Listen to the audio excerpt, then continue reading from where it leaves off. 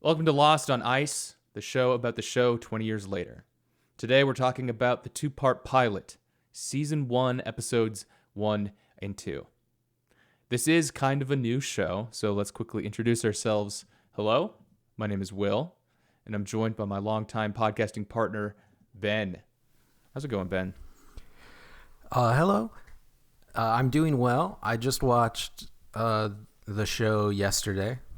And I'm ready to talk about all 121 episodes today because I think that was the assignment. Yeah, so you have seen the show before, right? I've seen the entire show except for like maybe the final couple episodes, which is a common thing for me. I've also seen all of Twin Peaks except for I think the last 2 episodes. So okay. There's a lot of possibilities for us in the future. Okay. Let's just go polish it off. Maybe the alternate title for this. Interesting. So what made you stop watching Lost before the end of it? I don't know. I think I just forgot to keep watching it. a compelling I don't know, plus for the show is that apparently you forget to complete it right at the end. I've never seen it. I somehow missed it when it was on. Never. All I know about it is that I think people got upset at how it ended, but that's it. That's all I have, and I don't know what happens. Unfortunately, the part that I can't comment on, but. Yeah. Okay. Yeah. Did you like what you like what you see? Yeah, what you watched of it before? Yeah, it was cool. I assume that we'll talk about this a lot for the next however 121 episodes or less. But my main memory of watching Lost is watching it in the final days of college. No, I guess you weren't around. I guess I watched it on my own, but I watched it on like your TV. And I ate a lot of Eggo waffles for some reason, and I drank a lot of New Belgium beer. And I've been looking for both. I think the Eggo waffles I shouldn't really have to look hard for those, but they don't sell them at Whole Foods, so I wasn't able to secure any before I launched into watching it yesterday. And I think most of the so you're trying to recreate the conditions. Yeah, exactly. I'm trying to recreate my childhood, my glory days. You're a childhood as a 22-year-old man. Yeah. Sitting there on the couch. Which is 8 years ago. Is that right? That I would have watched this the first time? The end of college was 8-ish years ago, if 22 is correct. That sounds about right. Yeah. Yeah. But they've discontinued the New Belgium beer that I remember drinking, so I'm kind of pissed off. I'm going to have to become a business person and then overtake New Belgium and then demand that they remake that old beer. New Belgium coming soon. And then use the money that I either make or that I have left over after sinking all the money that I have currently into buying a beer company, into buying the Eggo waffles. But then I'll be good.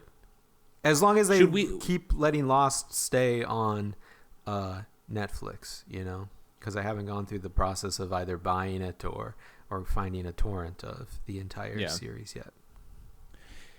Which sponsorship should we pursue first, the Eggo or the New Belgium, you think?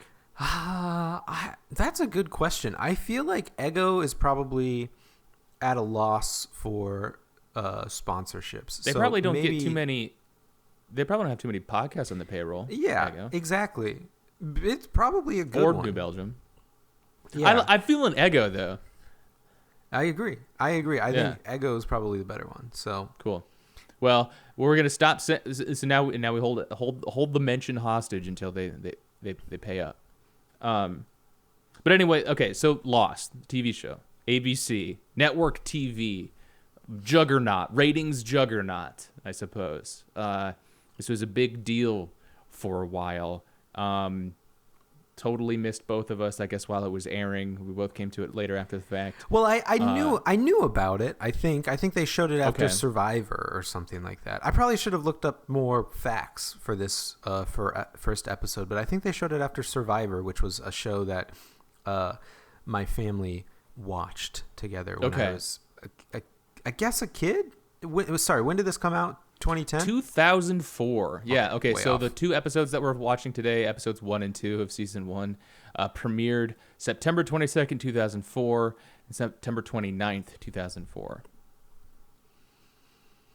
We So really coming should up have on almost waited. exactly 20 years. Yeah, we probably should have waited a month to start this off, but okay, nice. No, this is all part of the plan. People are gonna do a lot of 20-year retrospectives, and they're gonna be looking for content about it. And they'll find that, hey, check out this podcast that just started. That has That's us. They have 2 months We have worth 2 of content. episodes. Yeah. Yeah. So wait, was your family watching it when it came out? No, it was the show that it's like, well, it's Lost time. Turn off the TV. Turn up. Okay.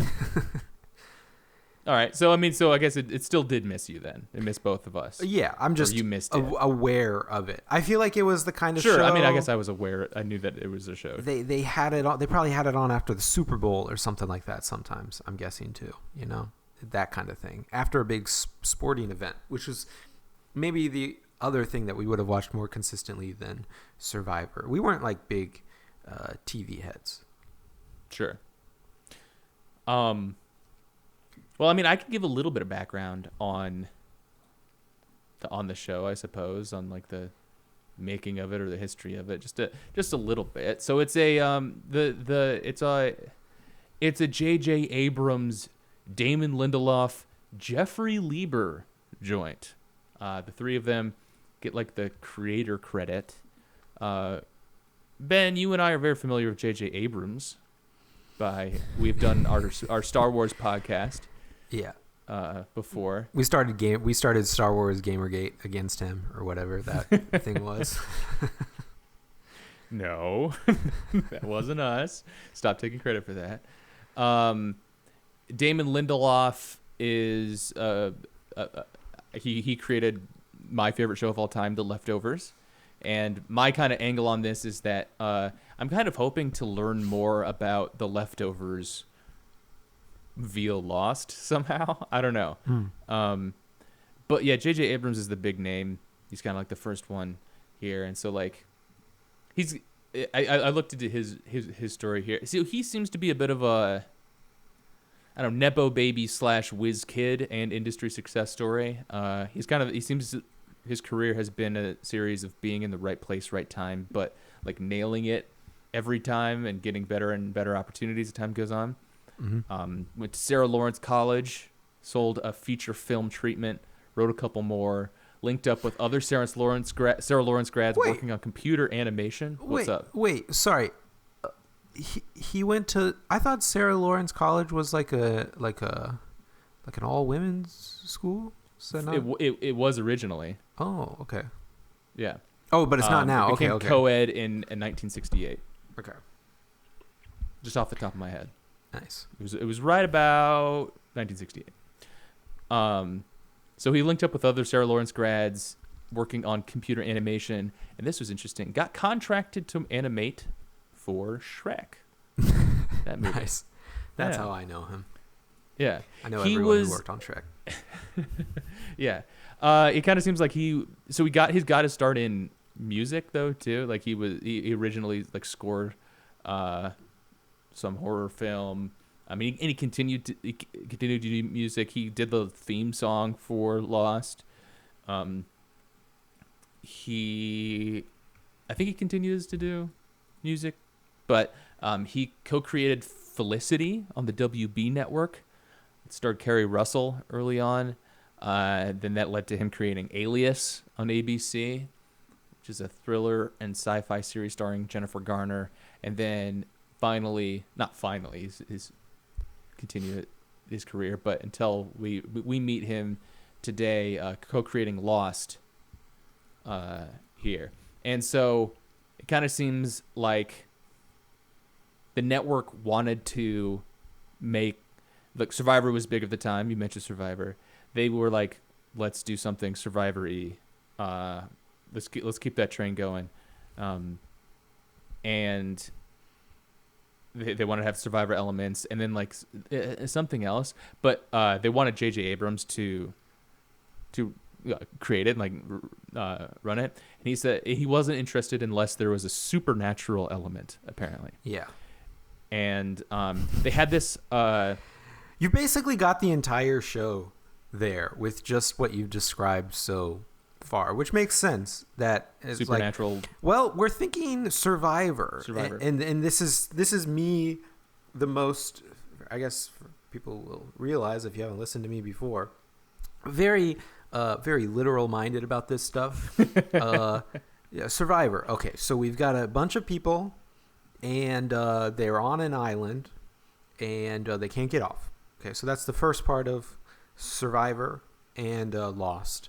And then J.J. Abrams wants to do a supernatural element, which I would say is the sort of second part of Lost. So the whole thing's already come together. Nice. It seemed to work, I suppose. And so basically the network like asked him, hey, can you take a crack at this? They had a writer like put together a story for a show called Nowhere a little bit ago, or before this, and that's what this Jeffrey Lieber guy was doing. So he wrote a pilot, assigned by the studio called Nowhere, and then J.J. Abrams, got put in charge of it, and Damon Lindelof was assigned to work with him. So that's how those two linked up. Damon Lindelof wanted to work with J.J. Because of Alias and things like that. They linked up, and they didn't really use anything from this Nowhere show, but Jeffrey Lieber kept the story credit anyway, and that's just how it works. That's how you get it. Yeah. I mean, these guys were big, I guess, back in the day. I'm looking at Damon. I'm on a first-name basis with him now. Mm-hmm. Big D. It says that in 2010... Time named him one of the most influential people in the world, which is an incredible. That is an incredible feat for a co-creator of a TV show. Like a writer, like that's his background. Which he fellow New Jerseyan, you gotta say. Yeah. I think he got his start, or he got an earlier break by just kind of like winning a screenwriting contest. He's just like good at writing, and it kept going from there. Like these guys like heavy writer backgrounds, which I mean that's what you do when you create a show and you're a showrunner and stuff like that. But I guess that's kind of different than like in the movie world where you could be like a director that doesn't write, but like there's a very strong writer background for these guys. I know that Damon Lindelof is apparently very inspired by a movie that I've talked about with you before, and I have a hard time saying that it's a favorite movie of mine because I've many times like soured on it, and I would kind of sometimes I say it's a bad movie, but I think about it all of the time, so I feel like it actually is a good movie, and it's a well-known movie. Picnic at Hanging Rock, the Peter Weir film about a supernatural event that happens in the year 1900 in Australia. It is a very good movie if you haven't seen it. So it makes sense. I'd like to watch it. Maybe you should, because it probably will click quite a bit with watching Lost. I had not seen Picnic at Hanging Rock until a few years ago, so I had not seen it when I watched Lost through the first time. And then last night, watching the the pilot, so episodes 1 and 2, I was like, yeah, I'm getting some Picnic at Hanging Rock vibes. Okay, interesting. Cool. Yeah, okay. So that's exactly what I want to do with it. Like, and I'm sure that there's mysterious Australian elements all over Leftovers too. So yeah. Cool. That's neat. I guess so. Let's just kind of start talking about it. It's a two-part pilot. Ended up being the most expensive pilot produced at the time, and most of that seems to be due to the expense of like bringing a plane to Hawaii, like an actual plane. They literally crashed the plane in Hawaii. I mean, you got to do what you got to do. Yeah. I've been on a couple international flights, not too many, not as many as you, but that seemed like a very big plane. That's the kind of. That was mine. Yeah, it's not an international flight though, right? I can't remember. Have they said it so far in this episode where they're flying from? I know where they're flying from, but okay. Yeah. So that's the other thing too. Is like, please, as much as you can, please try not to spoil anything for me. But I think they talk about flying from Sydney in this episode. Okay, so I've probably forgotten then. I thought they were flying from LAX to Sydney, which isn't going to spoil anything, but regardless. But okay, I might be wrong. I think you're definitely on the right flight path.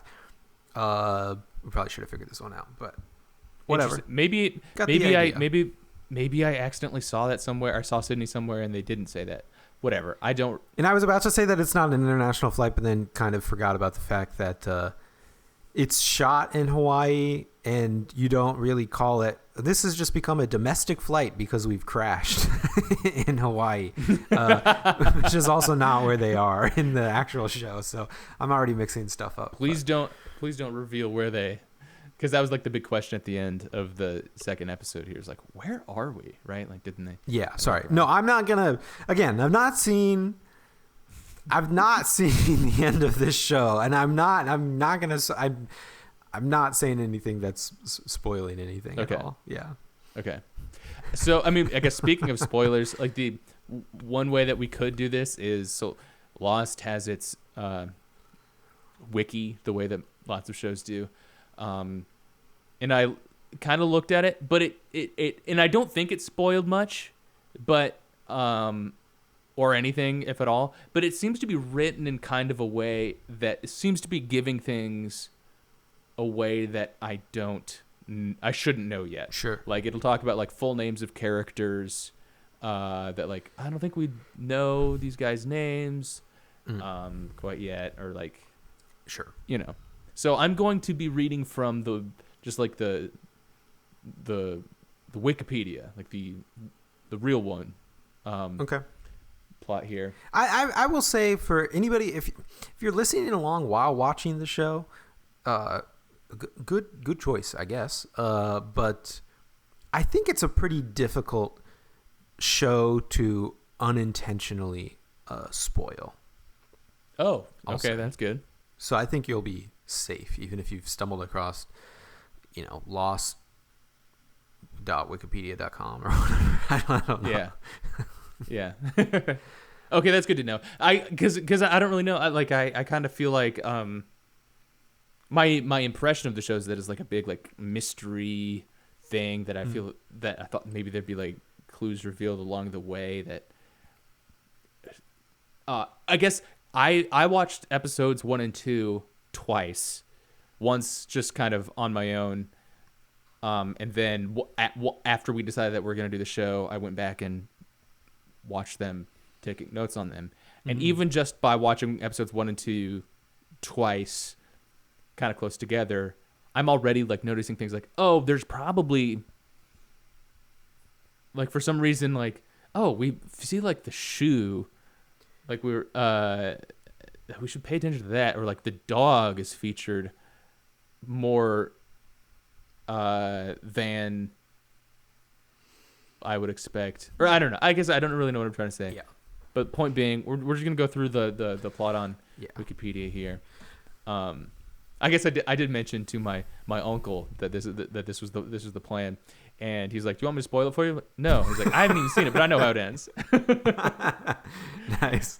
Yeah. So I guess somehow he was plugged into Lost spoilers without watching it, and I missed that. Yeah. I'm not on the corners of the internet my uncle is.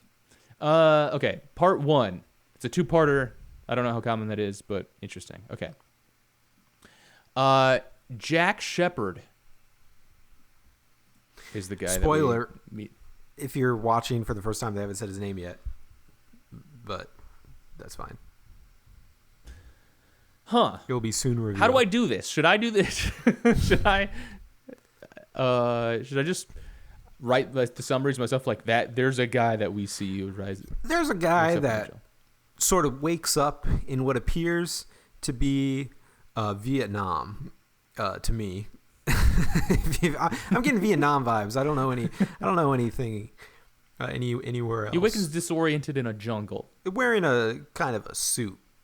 Well, suit. He is wearing a suit, and I think you immediately realize the viewer. You realize this man is looking lost, and then it cuts to black, and that's the end of the series. Oh, he's a little dazed. All right. Ooh, we might need to do some thinking about how we do this show because I'm reading through here and we're getting whatever. Jack Shephard, that's the name, and he looks like a default character in a video game. A common theme, I would say, in this show is that basically every single actor, with a couple exceptions, and I won't name them right now, everybody looks like the most TV actor of all time. Yeah, these are not. Is that just stars. the network TV effect though?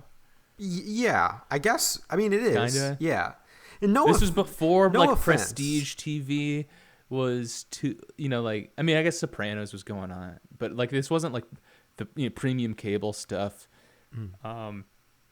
Like trying to appeal to super broad audiences, so we're gonna get like very conventionally attractive people but in still these somehow roles. Average people. Yeah, exactly. I mean, yeah, sorry, no offense to these people, but anyway. Yeah. But in the name sounds paid. like they got paid already. It's fine. Yeah, they're good. They became bigger people. Bigger people. He played by Matthew Fox. That's this guy. Although I haven't seen him in anything else. No, I mean Matthew Fox is by far the most looking TV actor in the world and in the show. Yeah. Which makes him good, You want the protagonist of this show that you're going to watch 120 more episodes of to look like your most attractive coworker at your local office job. That's a very good way to put it. Yeah, it's not like I'm like, "Oh, wow. This guy's so dreamy." Yeah. It's just like, yeah, it's just this guy is the hunk of, the Scranton, Pennsylvania Office Max shop or whatever. Also, please don't. We are on video this time, so please don't be thinking about the way that we look. So anyway, he awakens disoriented in a jungle in his suit and follows a yellow Labrador retriever through the bamboo. Mm-hmm.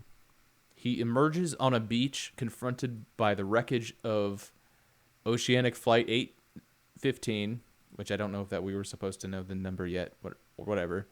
So I guess, sorry if I spoil things here, which was a plane that he was on that was traveling from Sydney to Los Angeles. Okay, so I guess we have the answer there. Nice.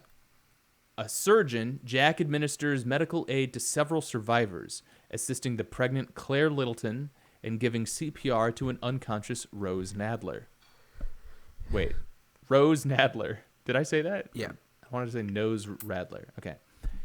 After the initial shock passes, Jack retreats to a quiet area to tend to his own injuries. Yeah. And there's a lot of shock going on. We are on the beach and people are getting sucked into turbines.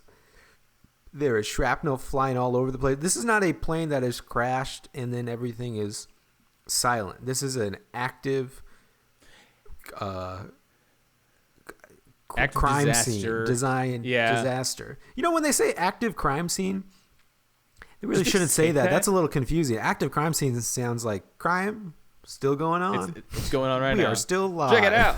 Yeah. Yeah. We're just kind of waiting for the crime to pass. Inactive crime scene, really. Mm-hmm. Oh, I guess they do say it. Like it's live. Please don't touch the crime scene. Yeah. But crimes are still occurring on the thing. Well, I guess not really crimes, but people are dying, about to die. I mean, that's got to suck big time. Fall out of the dying air in a plane crash, and then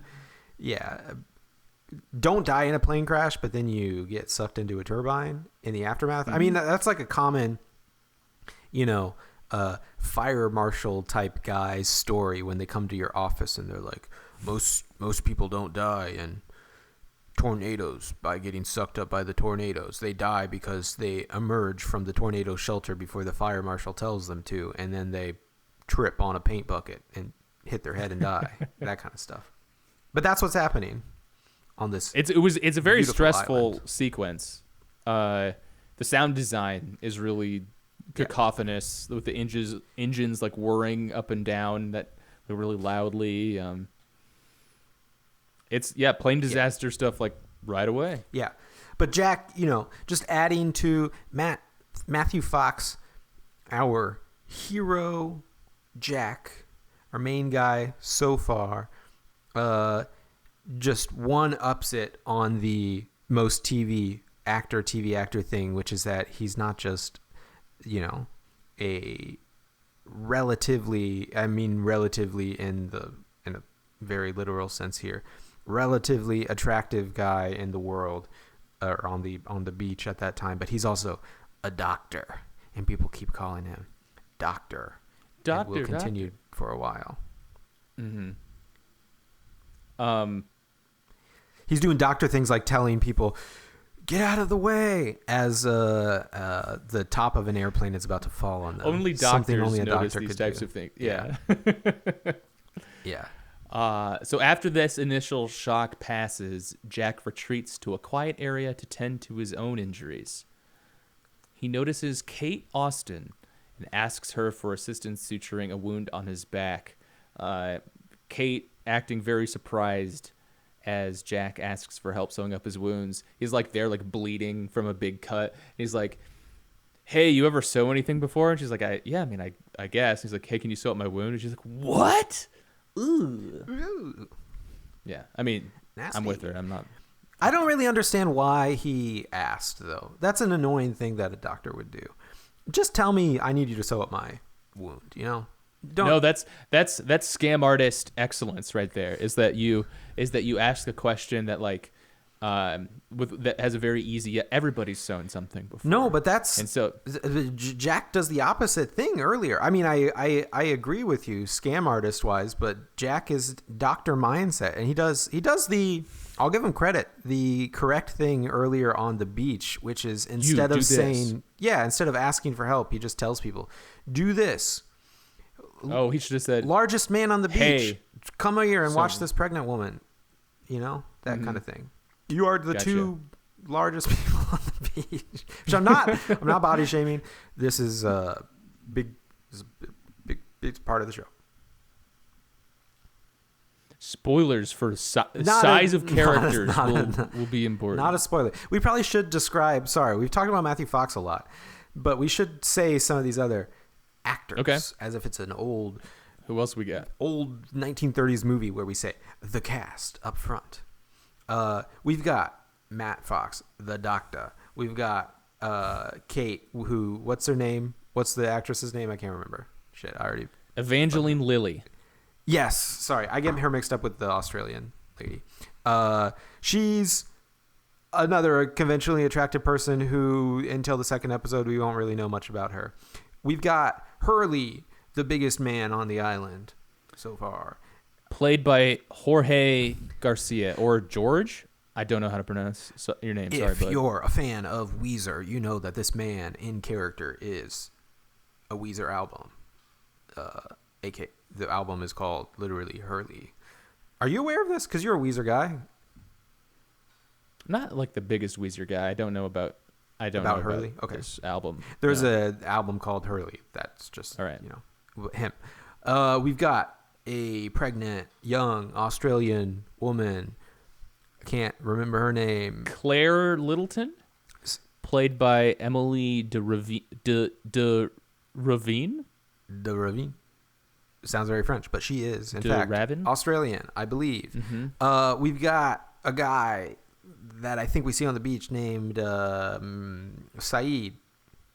I think they say his name. Saeed Jarrah, played by Naveen Andrews. He is actually the first credited person. I took note of this. I assumed it was going to be Matthew Fox because I've seen the show before. I know that Jack is kind of big man on campus in Lost, but Naveen Andrews seems to be the protagonist of the pilot for sure. Yeah, but Naveen Andrews is the first credited person in the show, and I don't quite know why, but I was gonna say that in the first 2 episodes at least, he is the actor who looks the least like a TV actor that you've never heard of before, and looks the most like an attractive film actor. Yeah, he looks like a film actor here. Yeah. And looking good. In a good way. Yep. Yeah. And is also like if Jack is the like kind of generically heroic guy, Saeed is the like actually useful like interesting hero so far. Yeah. Like he's like, oh, thank God we have somebody who knows about this transponder. Holy cow. We can say more about that in a bit, but we see him. Let's see who else we talk about. I won't name him. I don't think it's really a spoiler, but he hasn't been named yet. We see an old white guy. Is this Orange who's Man? Bald, who's chilling out on the beach, and I don't think he says anything, but he's acting a little funky. He's got a little funk to him. Yeah, he flashes his orange at pregnant Australian woman. Okay, like which of the white ladies does he flash his orange at? Very good. Yeah. We also meet. He's probably named by this point Sawyer, played by Josh Holloway, who is the badass but also very annoying guy. That's in part 2. I don't think we meet. No, I think he's running around. I think he's running around. You see him. We see a Korean couple. Though I was thinking to myself, in the year 2004, there's a chance that a lot of America is just looking at them being like, that's an Asian couple. I've no idea what their deal is. I'm lost. This is the most lost that's why part it's of called the show right Dang. now. Probably not picking up that they're speaking Korean, but they're only speaking Korean. He was the only guy that I recognized. Daniel Day Kim.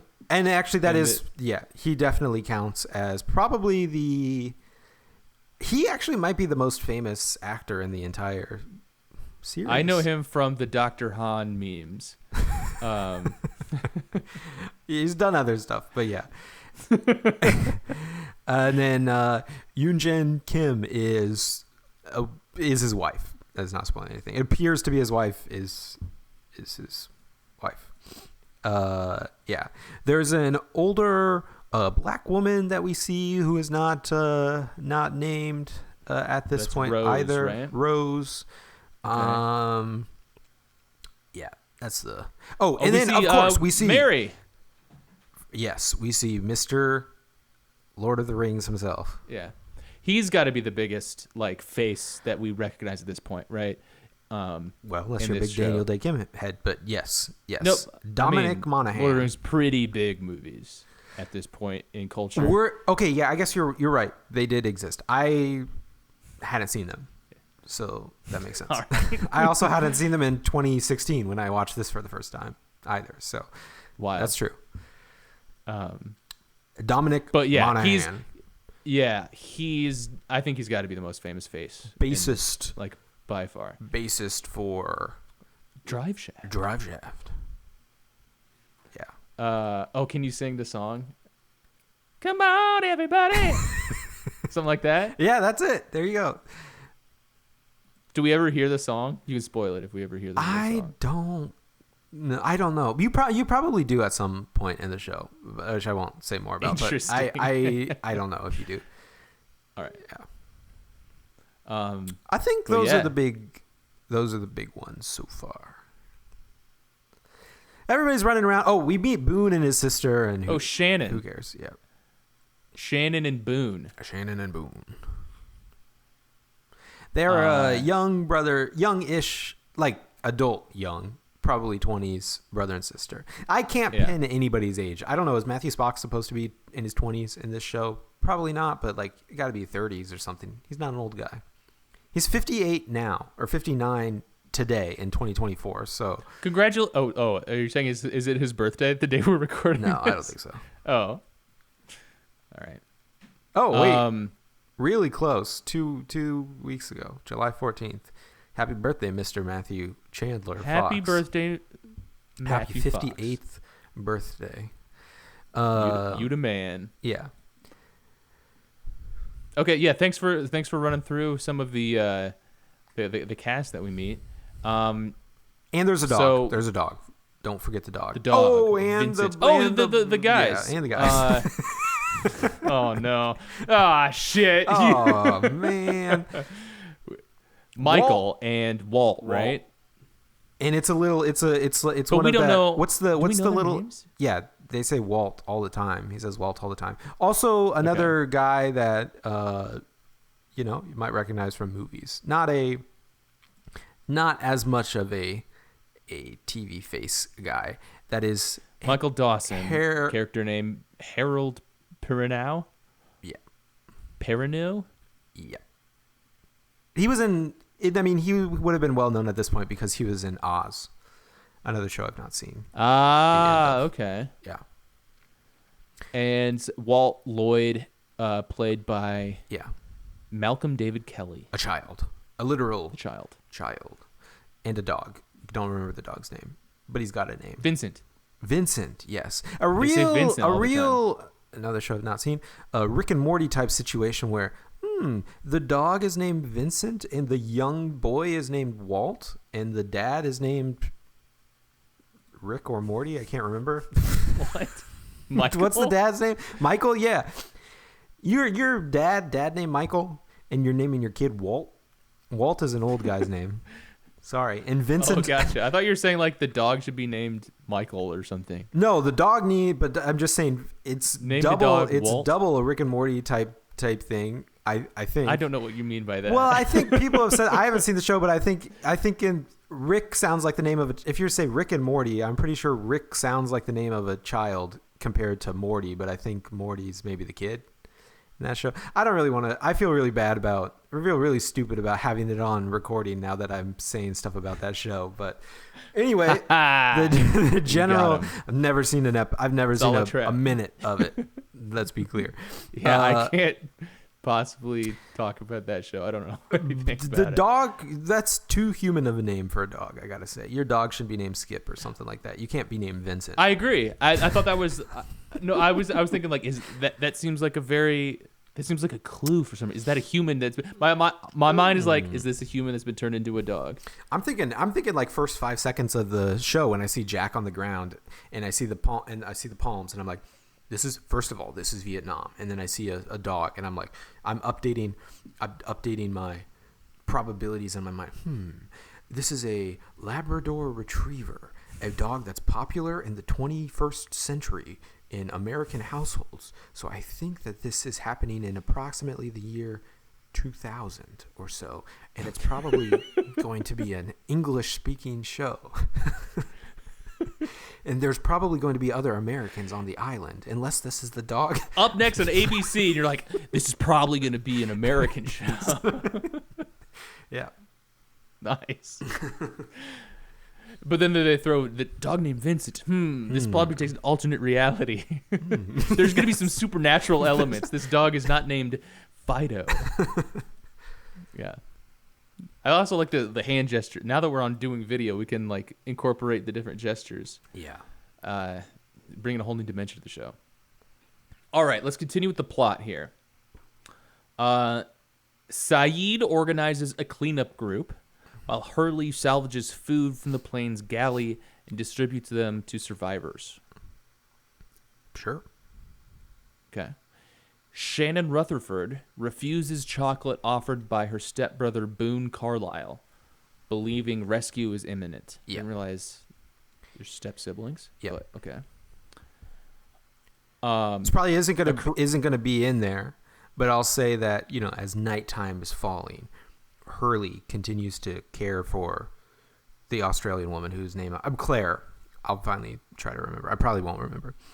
The pregnant Australian woman, and they have a extremely funny to me little audio thing going on where they have Hurley step on, like she's sitting on like a metal tube, you know, like some rub it stuff on the ground, and they just have Hurley like walks into scene and kind of like steps on it in the process of stepping over, and they give it like, I think, a very unnecessarily loud creak happens.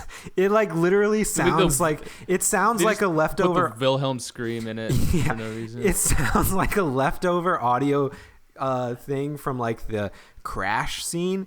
It's like that level of volume, but it's like nighttime. It's really soft, and he's just like, "Hey, how's it going?" And then steps on the tube, and it's like.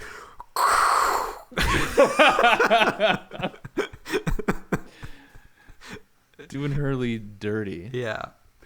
I guess speaking of sound, like I think the sound and especially the music is very good. I really like Michael Giacchino's. I guess that's not the thing, but the music, the lead, the theme, and the end are kind of that style. It's mystery. Yeah. Yeah. A Korean man, Jin Soo Kwon. And what? It's just funny that, I know it's Wikipedia saying it, but I know like, what I look like and how I sound like, and so me saying it's written by people back in 2004, where they've got the full names and backstories of every other character in the show, and then it's just some Korean guy whose name they didn't bother to give him a credit or anything. They do. A Korean man, Jin Soo Kwon, tells his wife's son that she should remain close to him at all times. He does. Okay, there are no subtitles, so there's a lot of spoiler. There are at the very at first. A very small amount. Yeah. Yeah. I think that's what we see. But right? in not so many words that comes out. Yes. Okay. Not nearly so many. Words. So it's a spoiler that he says stay close? No, I mean I don't think you can pick it up from body language, but yeah. Yeah. Okay. After night falls, the survivors hear loud roaring noises and crashing trees in the jungle. Yeah. And you see shaking. You kind of look back at the rest of the island because they're just on the beach, and you look out back at the rest of the island a couple times, and it is like, I don't really know what to compare it to other than like a children's movie like Madagascar. And I'm not making fun of it, but it is kind of funny. Like, you'll just look at the rest of the island, and all of the trees are they're just literally shaking the way like a children's cartoon would be, like, you know, playing the Little Mermaid theme or something like that, and the island's shaking. It's like the mountain suddenly has a VFX has a face, TV and it says like, yeah. "Ho ho ho, welcome to Hawaii," or whatever.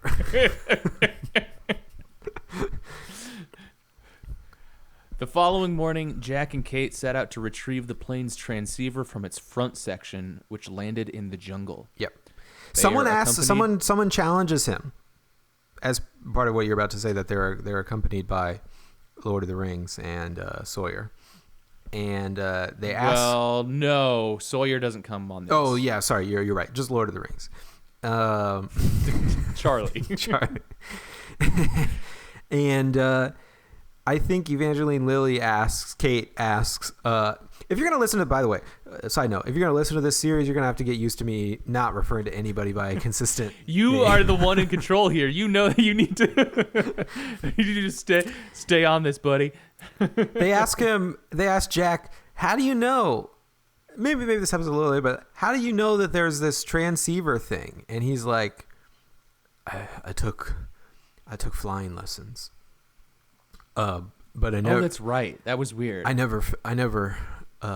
didn't take to it very well. I never finished, and I just thought that was very funny to do in 2004, only 3 years after. And I don't know if people understood. I just learned how to take off.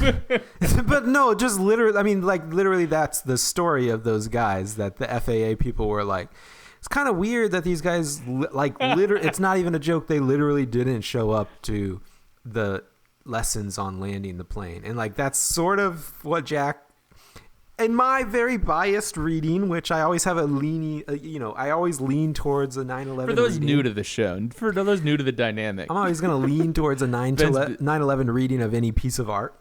Yeah. But the 9/11 reading here is that it's very funny that Jack didn't. Oh, are you finish. getting 9/11 vibes from the plane crash movie or TV show? He didn't learn to land. He didn't learn. Yeah, anything that's very other funny. than take. He said he didn't take to it. Mm-hmm. That is funny. So they're accompanied by Charlie Pace. So the trio find the front section of the plane leaning against a tree, forcing them to climb up to reach the cockpit. I guess in this conversation, this is where like we find out that Charlie is a bass player for Draft. A band that I guess had a famous single there for a minute. It was the "Come on, everybody" or something like that. And if you're hip like me, or also you just live in the year 2024 when everybody understands Which I think now, most of our listeners are, yeah. You kind of know immediately that when you see him that Charlie is on drugs, right? And that he is looking for drugs that he must have left behind. But in the slightly more tender year of 2004, they really have to lay it out for you through a series of flashbacks that Charlie is acting erratically because he's looking for drugs that he lost during the plane crash. So that's another possible origin for the show's title. Lost, referring to my freaking drugs, dude. My heroin. Yeah. So the trio find the plane leaning against a tree, forcing them to climb up to reach the cockpit. Charlie disappears into the bathroom while Jack and Kate awaken the concussed pilot. Yeah. The pilot tells them that the plane lost radio contact 6 hours after takeoff, whereupon it turned back for Fiji and hit wake turbulence. By the way that this article is structured, we're gonna do like the events of the show, and then we're gonna talk about the flashbacks, I guess after, like at the end. Okay. Which, sorry, if you remember when to talk about it, we can do it differently. But this is how it's written out. If you don't know which really, it's Fiji is near Australia. Let's be honest. We got a lot of American listeners who, like me, aren't going to know this unless you look at a map. Even though I've established in other podcasts that I know every single country and I can name it on a map. But Fiji is relatively close to Australia, I would say. Yeah. Okay. Because that makes sense. We're traveling from Sydney. The eastern coast of Australia, which makes it if you don't know airplanes, this would be a trans-Pacific flight to LA. They're not doing the other way, which would be really weird and really long. Yeah, okay. Otherwise, they'd probably be lost in the Australian outback, which, cool. Mad Max. Lost too. So the pilot estimates that they were 1,000 miles off course before the crash, meaning that any rescuers would be looking in the wrong place. Which is okay. I gotta look this up. Okay, I don't really know what 1,000-mile radius from seems like a lot. Fiji would be. Yeah, let me see. I guess it's okay. It's less than I thought. It's definitely a couple thousand miles from. It's at least. I mean, it's way more than 1,000 miles. Probably 2,000 miles from Queensland to Fiji. I could probably look this up instead of just eyeballing it on a map. But like, okay, that's possible. 1,000-mile radius around Fiji is a lot of ocean. There's no big stuff. Yeah. You are lost. Damn. Confirmed. Pilot tries using the transceiver but cannot get a signal. Yeah. Suddenly, the strange roaring noise is heard again, and the pilot is seized by something outside the plane, which pilot was acting a little risky behavior by the pilot by just sticking his head out, leaning out of the window, I think. Yeah. And this is a sci-fi scene, to be clear to people, in case you're not picking up the vibes yet. He's getting there's some big an entity, monster of some sort, it seems like. So the trio grab the transceiver and flee. During the escape, Charlie falls and Jack returns to help him while a terrified Kate runs on. After the unseen monster leaves, the three reunite and discover the pilot's mangled body suspended in a treetop. End of the episode, but real quick, let's talk about the flashbacks. So far, we see on the plane right before the turbulence starts, Charlie runs by Jack while being called after by flight attendants. Turbulence shakes the plane, scaring Rose, who is sitting across from Jack. The two talk, and Rose mentions that her husband is in the bathroom. Yeah. Jack is incredibly annoying, I gotta say, because this flashback starts with Jack being... He's trying to microaggressions here or something. Schmooze it up with the flight attendant. He's being weird. Which, I gotta say, very weird. Also, they're not giving you alcohol in the back of the plane. Sorry. In Cinema Sins number 1. If you're not familiar with Ben's work, he flies a whole lot, and he likes to tell you about that. She gives him like 4 bottles of vodka or whatever for free. And you need to be a Delta Sky Club member for that kind of Stop. He's got the whole row to himself too. Like that airline. That's very nice. That airline lucked out big time that there weren't more people lost. They're like, damn, a good thing this was plane was at like 10% capacity. Very chill. It seems like a pretty chill flight until it freaking kills everybody. So Jack and Rose talk, and wait, hold on. Is Jack and Rose is that the name of the Titanic? Yeah. Whoa. Are we supposed to do something with that? I shared offline. I know this is breaking outside last night. I shared offline with you recently my little movie I've made in my mind, which is a combination of or sort of a spin on Remember Me with Robert Pattinson. And I just like to imagine now Remember Me ending, but instead of zooming out and realizing that it's 9/11 and he's in the Twin Towers, he's actually on the Titanic. He's been on the Titanic the entire time. Whoa. Once again, Ben brings up 9/11 as so the turbulence keeps getting worse until the plane starts to veer wildly, causing a man to hit the ceiling and oxygen masks to fall, which it's done well. I'm not criticizing this. I still laughed, though, mostly out of like shock of like how violent and sudden the turbulence is, and like somebody hitting the ceiling like that, pretty nuts. Yeah. Okay, so end of part 1. We've gone. It's like it's a really. I don't know how to describe, because I'm not really making fun of it, because I guess it works. But like the first time I saw the Lost title card that they show at the end of basically every episode, I was like, damn, this is looking like Microsoft Word. It's Blender 1.0. Yeah. It's like depth of field. It's like Arial font with like big radial blur, and just like, okay, rotate it 45 degrees. Yeah. Bum, bum. But it's got a good little sound effect or whatever. Anyway, done. And because we live in the Netflix age, next episode. Yeah. So let's dig into part 2.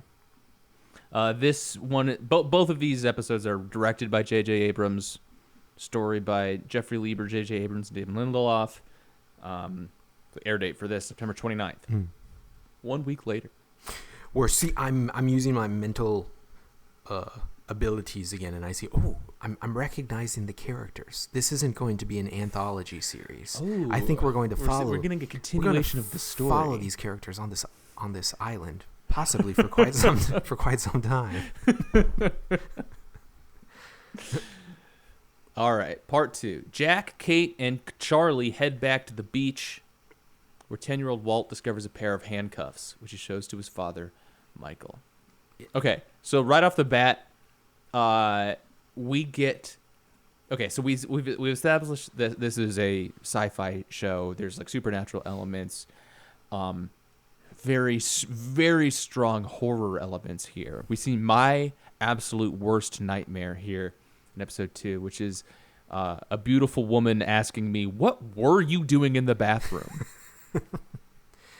Which is what Kate asks Charlie, and I gotta say that really hit me hard. I do not need those kinds of questions coming from Evangeline Lilly. But to make you feel even worse, his fake out answer is your real answer. Yeah. He says, "I was getting sick."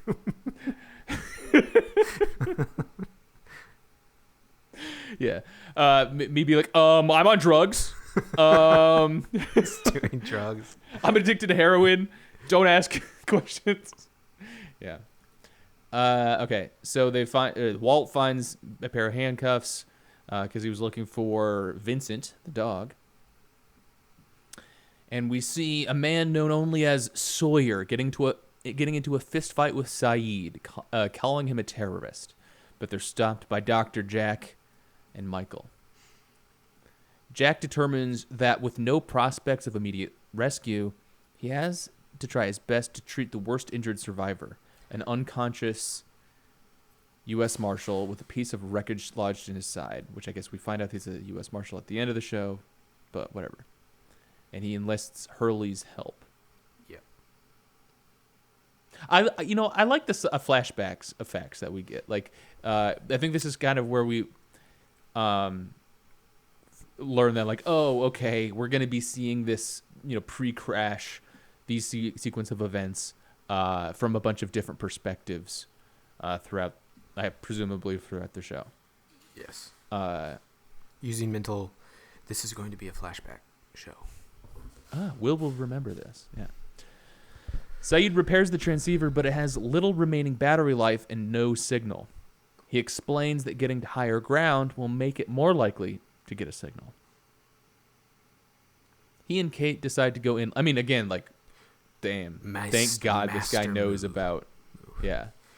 We kind of get this good moment between him and Hurley where they're chatting on the beach. Yes. And Hurley asked him, like, how come you know this stuff? And he said that, like, oh, I was in the, military or like.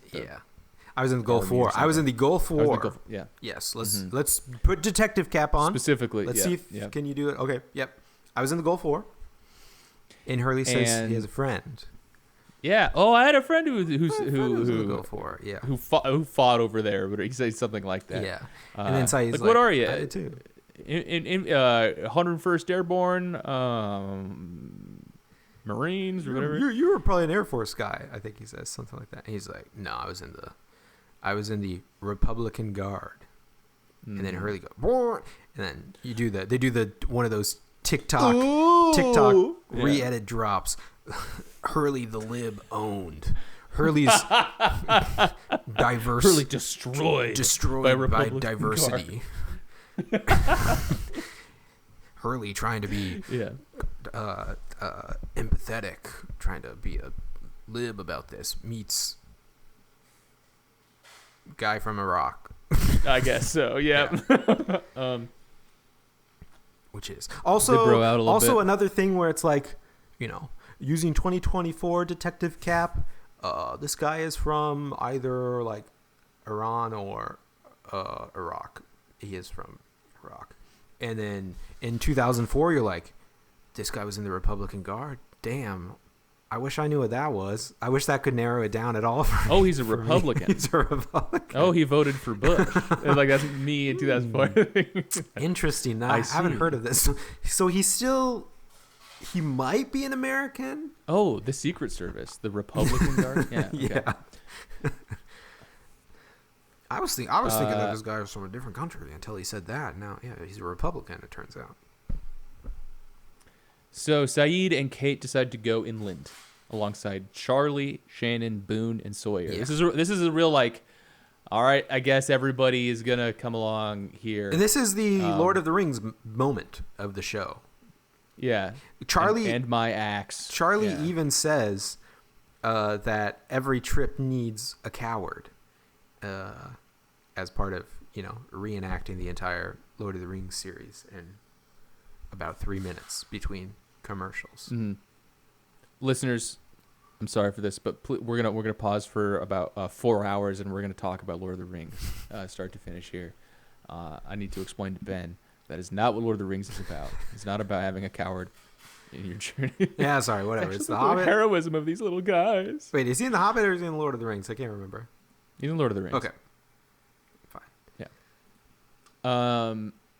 But like, yeah, we get like I guess like Claire Shannon and Boone are shouting at each other, arguing about how useless Shannon's being, and Shannon's like, well, then I'm gonna go on this hike, and then Boone comes along with, and then Sawyer racistly joins them somehow.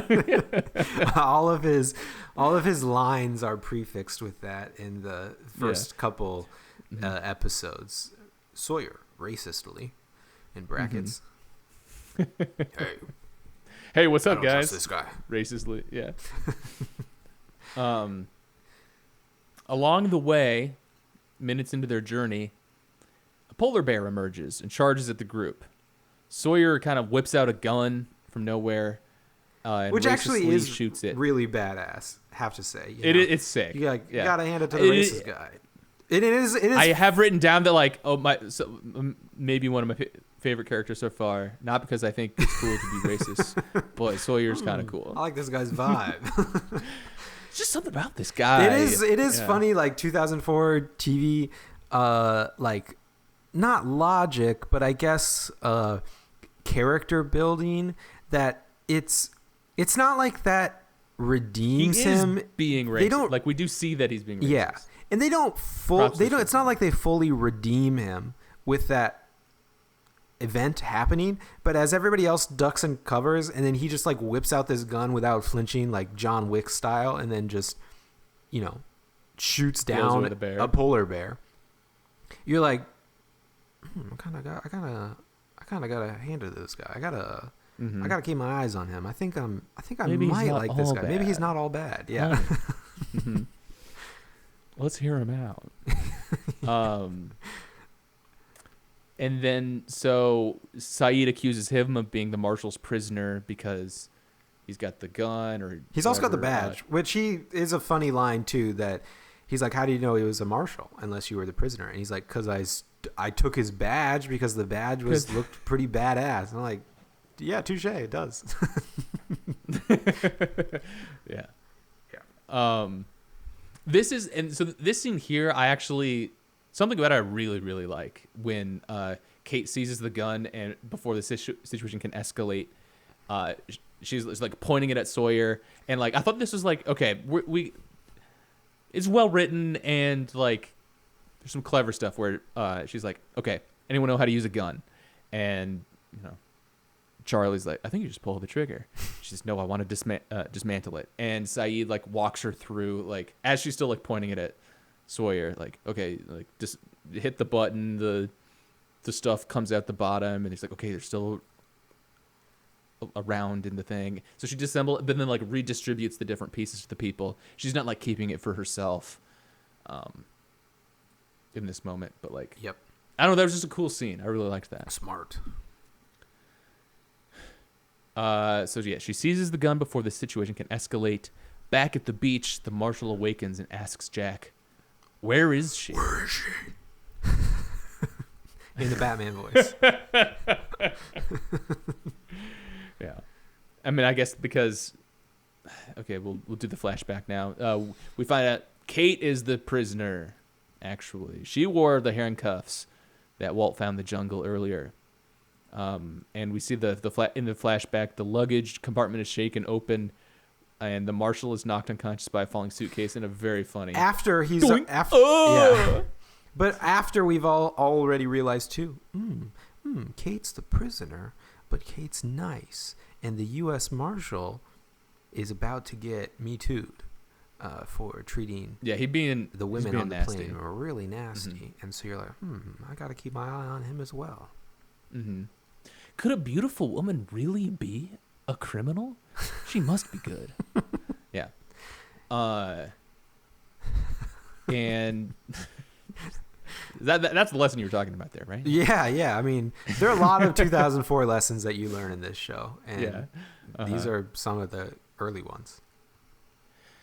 Kate struggles to put on her oxygen mask during the flashback due to the handcuffs, so she frees herself using the marshal's keys and puts his oxygen mask on him before attaching her own. Gotta say, smart thinking. I don't know. I mean, that is what they say, or that's not what they say during the safety meeting. You gotta have a calm mind in that situation. If your plane's going down, do you think you would have the place of mind to be like, I gotta reach into his pocket and get that key? I feel like it'd take me longer. She's not like instant about it, but I feel like it would take me a little longer to think that one through. I gotta say, it's probably been on my mind, but like thinking about those keys. You know, I'm sitting there on the flight. Maybe not all. And so I not think all it might prisoners are trying to escape. Put that on a. I mean, even if Live, Laugh, Love poster and put it in your house. Yeah, not all who wander who are lost are lost. Not all prisoners are trying to be freed. Damn, dude, that's so deep. Yeah. This show's so awesome. There's so much in it, no matter who you are, but especially if you're me, and you can just imagine other shows happening, entirely different things happening. But no, I would have probably picked the handcuffs and escaped by then at any point. No. So that's kind of the flashback for her. Find out that she's the prisoner. So back on the ground, as the inland team reaches higher ground, Saeed turns on the transceiver and gets a signal. However, it's being blocked by a looping transmission in French, which Shannon translates as, "I'm alone now, on the island alone. Please someone come. The others, they're dead. It killed them. It killed them all." It's Since the transmission Kamala lasts Harris. It's the Kamala Harris thing. Do not come. Do not come. But in French, just over and over. Yeah. But Saeed realizes it's been a loop. 16 years. 16 years. Do not come. Do not come. I don't know how you say. How do you say that in French? You took French. N'arrive pas or something. I don't know. Yeah. That was kind of close from my French out there. That might be kind of close. Yeah, it's been broadcasting for 16 years, and this is when they kind of look at each other and they're like, "Where are we? We're a lot more lost than we thought." Yeah. And at this point, pilot ends, and you know what? Whoa! I'm in. They skipped. Okay. They skipped back on the island. We mixed the backgammon. Yeah. Daniel Day Kim we missed all this. How come this? All right. He goes. Wikipedia is not good. He goes shell fishing, and he finds some stuff, and he makes a really good looking. Finds some really good looking uni, and then he goes around the island trying to give it to everybody, and Mr. Woke Hurley himself, gives him a little problematic answer of, I'm not that hungry to eat your shit, my man. Yeah, everyone's like, I could not imagine eating this thing that would cost literally hundreds of dollars back in the US, but looking good. Very resourceful too. He kind of puts it in like Bonchon style inside of the lids of the coffee cups. I noticed in just like one shot. Looks really good. Looks pretty good. Gets racistly declined. Yeah. He does feed it to Australian Claire. And yes. And her baby starts kicking. Her baby. Yeah, because she says earlier, really sad, she says, like, I haven't felt the baby for like a day or something like that. For the last 12 hours or something. It's like, damn. Everybody's thinking, damn, I really hope they come rescue us before we have to deal with that anymore. But Jesus. Nah, he feels... Yeah. The baby kicks immediately. Yeah. And he rejects her. She tries to get him to touch a hug. Yeah. Yeah. He's got some weird rules about who, like I guess who he can touch, and pretty conservative. Who his wife should be around. I think that's fair. Right? Like, that's probably a fair, especially for the time. A survival situation. A pretty fair, maybe not the survival part, but like a fair. They're only a day in at this point. A fair stereotype for a Korean couple, probably. Then. All right, this stereotype of Koreans is blessed by Ben. It's just not out of the. It's not out of the ordinary that they're both very, like conservative. I mean, it appears that it's like at maybe like an abusive level. Yeah, I'm not getting the vibe that they're both like that. It kind of seems like. It's pushed by him. Son. Yes. He's definitely directing her and like is like mad at her for not having all of her buttons buttoned up. Yeah. And she like clearly like wants to. When Michael talks to her. Yeah. Yeah. So, but then we also get the backgammon scene between the older white bald guy who flashed his orange earlier.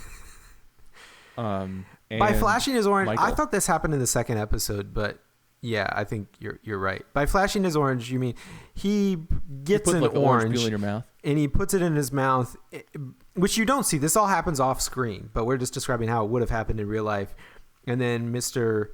Damon and or J.J. Abrams, they have a dedicated long shot of him doing a creepy turn to the camera.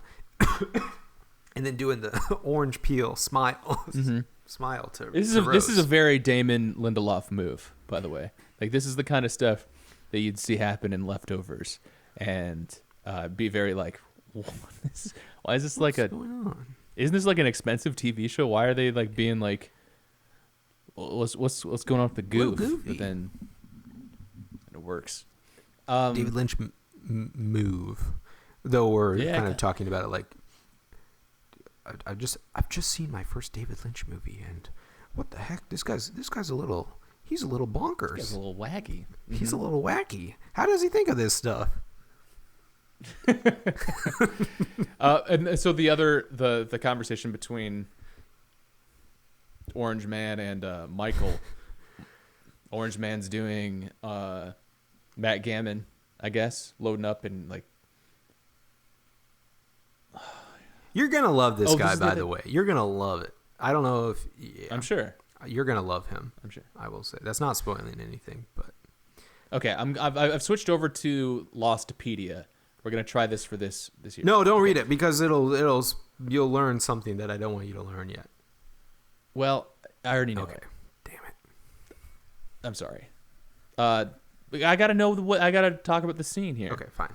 Down at the camp, Michael talks to Jack about Walt's missing dog, and Jack tells him that he saw a yellow lab in the jungle after the crash.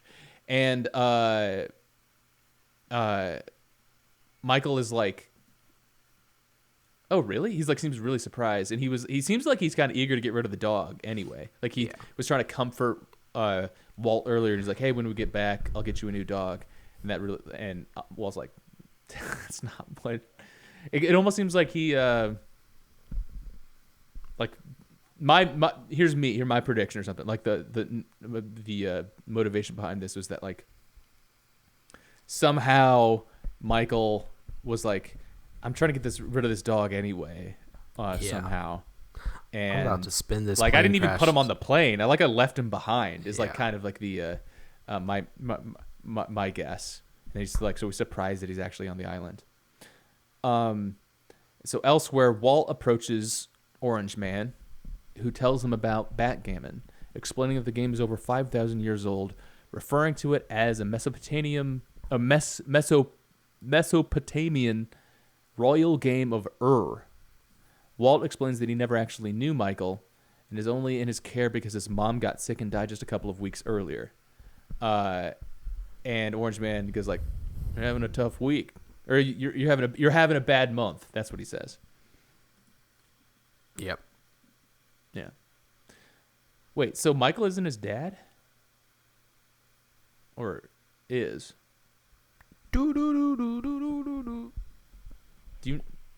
Okay. Actually, guess we thought it I'm was- a little confused by your question too, but we'll return to them unless Who it just turns said out in the Jack third in episode. your house? What happened? I have a.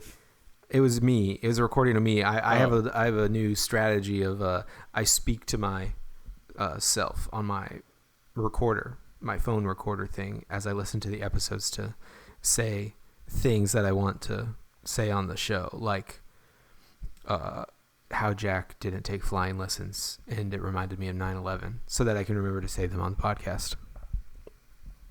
So while you're watching the TV show, you hold up your phone recorder and you go, Jack. Oh, As if you're trying to learn how to pronounce it. I just accidentally, and then- I just pressed play accidentally and I paused it. Oh, gotcha. Yeah. It was a mistake. Oh, okay. Just hit at that. I thought that time. was the whole thing. No, Like you would be. Jack. Although you're doing. I think I'm gonna need to remember this guy. Like you're going through it over there. Oh my notes are you're in a much straight dire out spot of than I realized. Memento. You know, I've got all the characters' names tattooed onto my body. Yeah. Jack. I don't trust Jack. this. Don't trust him. Like it almost like you know what it sounded like is like you looked up how to pronounce Jack. Okay. All right, as we wrap up here on the ep, any favorite characters so far? That's a tough question. I don't really know how to answer it anymore because I know what I like about people later on Sure, in the show. okay. So how about it? Let's just turn it around at you. What do you like? Yeah. Unfortunately, I like a lot of them. That's good. That's not the unfortunate part. That's good. I like Sawyer. Even though he's racist. I like Saeed. Notable how you still let you earlier you're like it's not because of that. I just respect his swag, and now you're first out of the That's what I just first said. out of the gate again. Sawyer. Number one, Sawyer. Let's say number one with a bullet. Wink. Is Sawyer. No, not really, but not number one. But like, I like him. I like who do I don't who don't. I mean, I don't like Shannon or Boone. I gotta say, don't care for. Oh gosh, what's his name? Daniel Day-Kim. Yeah, what's his character's name though? Don't know. I don't know. Does anybody say his name at this point? Jin-Soo Kwon. Yeah, but I don't think anybody said his name. Okay, nobody says his name. I don't like him because he's mean to his wife. I like Hurley. I like the backgammon guy. Yeah, Sure. I don't really care about Jack at all, really. And Probably good. I don't know if you're supposed to or not. I don't know. I think I'm guessing what they're doing, if I just had to guess so far, is that like they're playing with the form a little bit, or like they're using the form for like the protagonist is gonna be kind of like this sort of like empty generic white guy hero thing here that you're like automatically, because of the format, you're just automatically sympathetic to him we'll get to this later, or we won't ever, and it's going to be for a reason. But you don't really get much out of him. We'll see. And I don't really care for Charlie, I gotta say. Okay. Because I mean, he like leers at Shannon, you know, he's like, "Are you coming? Then I'm definitely coming." So okay, that's what we got, folks. That's it for this episode of the podcast. We talked about episodes 1 and 2 of season 1 of Lost. Next week, we're going to talk about episodes 3, 4, and 5. Yep, as a group. And if you're new to the show, thank you for listening. Ben and I have been doing a podcast for many years together that's more of like just like a hangout vibe, and that we still do it, and it's over on our Patreon, patreon.com/Dr. Skeleton. That's the name of the hangout kind of thing. It's Dr. Skeleton's Art School.